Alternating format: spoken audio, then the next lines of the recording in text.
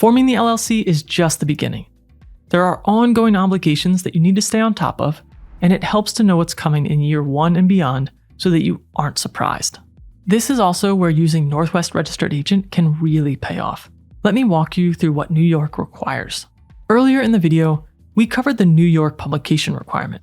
Just a reminder that once your LLC is approved, you have 120 days to complete that process. If you added Northwest's publication service during the filing, they'll handle everything for you. If you didn't add it during the filing, you can still add it from within your Northwest account. New York also requires you to file a biennial statement every 2 years with the New York Department of State. The filing fee is just $9. It's a simple filing. It just confirms the address where the state can reach your LLC for official notices. It's due in the calendar month of your LLC's anniversary every 2 years. Northwest will send you reminders ahead of these deadlines so that you don't miss them. New York also has an annual filing fee, filed with the New York Department of Taxation and Finance every year.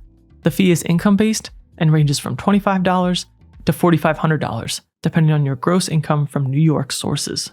For most businesses just getting started, you'll be at the lower end of that range.